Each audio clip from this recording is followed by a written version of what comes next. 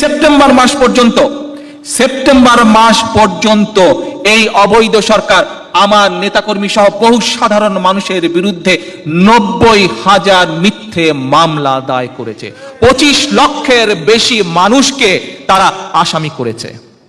এই সরকার, এই অবৈধ সরকার 1500 বেশি মানুষকে তারা গুম করেছে। আর জখম, নির্যাতন, অত্যাচার এর সংখ্যা কোনো ক্যালকুলেটরের স্থান নেবে না। আমরা কি এই অপরাধ এই মানুষগুলোর অপরাধ এরা শহীদ জিয়ার দল করে।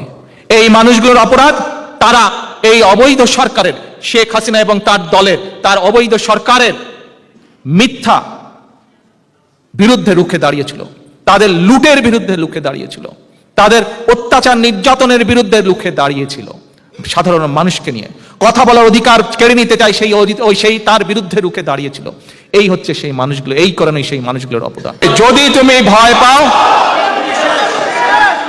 তবে যদি তুমি রুখে দাঁড়াও, ইয়েস, আমি বিশ্বাস করি যে এই স্লোগানটি হচ্ছে বর্তমান বাংলাদেশে আমাদের তরুণ প্রজন্ম, যুবক, তরুণ, কিশোর সকলের মনের স্লোগান, এবং এটি হতে হবে আগামী দিনে বাংলাদেশের স্লোগান। যে আন্দোলনের ডাক আমার যুবদলের ভাইরা দিয়েছে, যে আন্দোলনের ডাক আমার বিএনপির সহকর্মীরা দিয়েছে, যে আন্দোলনের ডাক ছাত্রদল, মহিলা দল সহ সকল গণতন্ত্রকামী মানুষ যারা গণতন্ত্রে বিশ্বাস করে, যে সকল রাজনৈতিক দল গণতন্ত্রে বিশ্বাস করে বাংলাদেশের যে সকল মানুষ, সকলের এই স্লোগানটি হওয়া উচিত আগামী দিনের স্লোগান, যতক্ষণ পর্যন্ত আমাদের এই আন্দোলন সফল না হবে। কিন্তু আজকে অত্যন্ত দুঃখের সাথে আমরা কি দেখছি, যে বাস্তব যা বর্তমানে এই যে স্বৈরাচারী সরকার, যারা আন্তর্জাতিকভাবে স্বীকৃত স্বৈরাচারী সরকার, বর্তমানে শেখ হাসিনার অবৈধ সরকার বাংলাদেশে।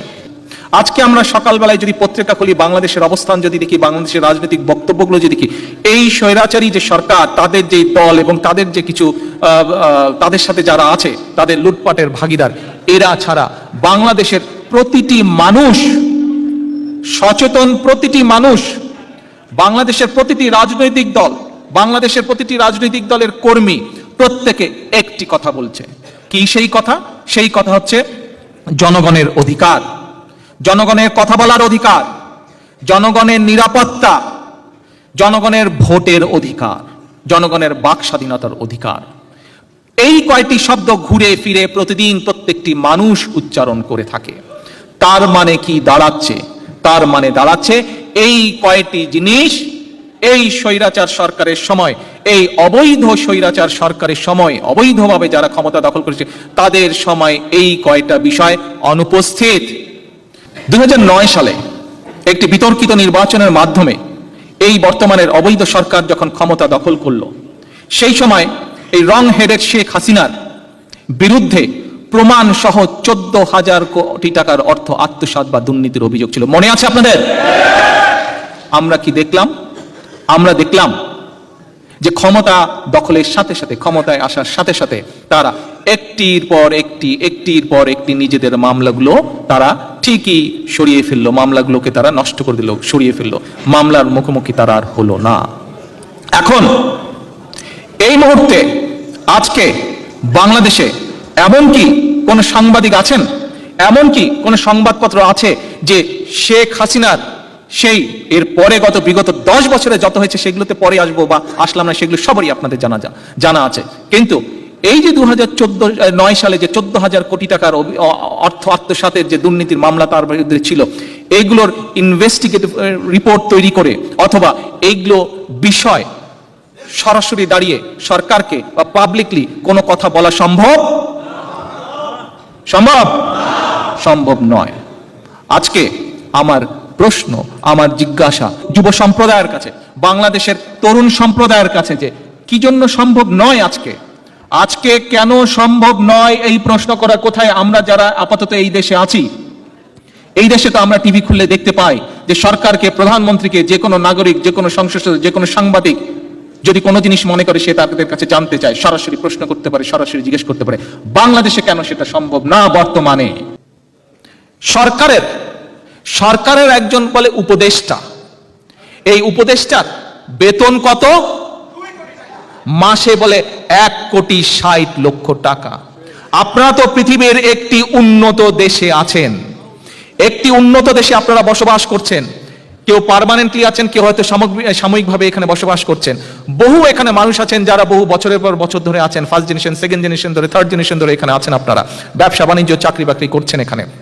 আপনারা কি কেউ শুনেছেন এই যে ইউরোপে, ইংল্যান্ডে হোক, ইউরোপে হোক, আমেরিকাতে এখান থেকে কাছে বাংলাদেশ থেকে কোথাও, এই যে বড় বড় দেশগুলো, জার্মানিতে হোক, ফ্রান্সে হোক, ইটালিতে হোক, শুনেছেন সরকারি কোনো কর্মকর্তা হোক, কর্মচারী হোক, উপদেষ্টা হোক, তার বেতন মাসে বাংলাদেশি টাকায় 1,60,00,000 টাকা?